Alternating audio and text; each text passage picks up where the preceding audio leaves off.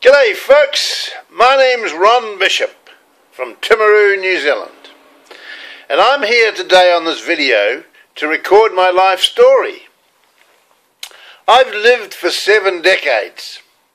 7 decades, that's a long time, isn't it? And I'm going to be telling my life story in decades. But first of all, I want to introduce you to some people that have been involved in my life.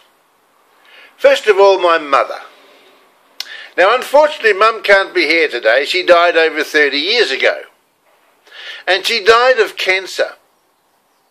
And I remember going to see my mother in hospital. And she was a big lady, but she'd shrunk.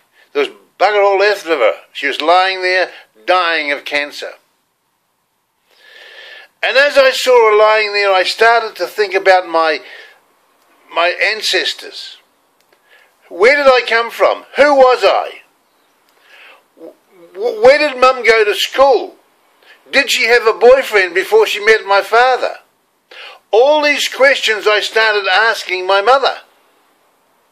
And Mother, in a little voice, said, "Ronnie, I've been trying to tell you all these things for years, but you'll never listen. You would never listen to the history of your family." So I decided then that one day I'm going to write my life story. I'm not going to take it to the grave.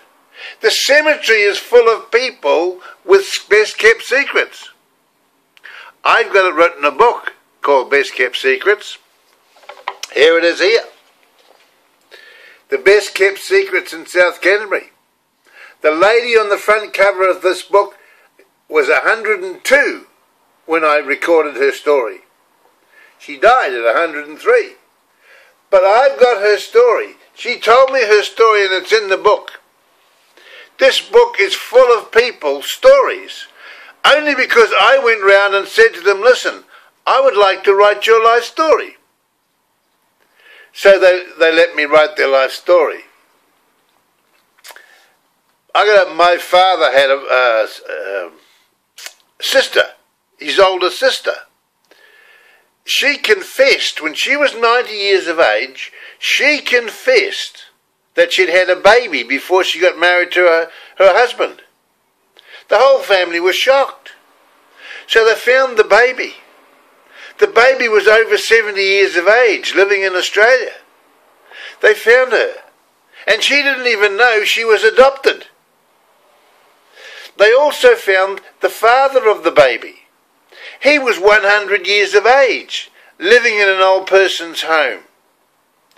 So they took the 70-year-old baby to see the old fella, her father, who was 100. And they said to him, "Do you know this lady?" And he said, "No, never seen her before." He said, and they said, "Did you know Violet Bishop?" "Yes," he said, "of course I knew Violet Bishop."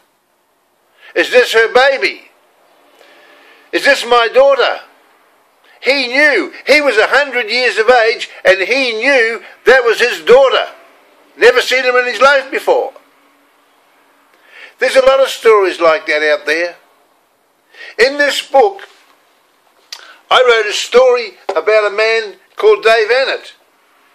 Him and his mate went into him and his school friend went into business as engineers, and they built wool scouring plants, sold them all over the world, built a big company, a big business. And I wrote his story, spent a lot of time writing, got all the photographs, put them in the book and put them online. And I went to see his old business. Had changed his name to Andar Holdings. And I asked them for a donation for their founder's story. Guess what they gave me? $2. And they made me sign for it. Some people are mean, aren't they? Another guy wrote a story about Sandy Brown. What a great man. Went to the war, never shot a person. Didn't shoot anybody, he saved lives. He was in the medical corps, looked after the people, used to bring them in, the wounded people, throw them on the bed. He'd cut their uniforms off and hand them over to the man to sew them up. Never got come home, never got a medal. You only get medals for shooting people. He never got a medal. But he did get some ribbons because he had a great garden. And I said to him, he said, I won a lot of garden competitions. And I said, where are the ribbons? He said, I threw them in the rubbish yesterday. Well, we went out to the rubbish and got them.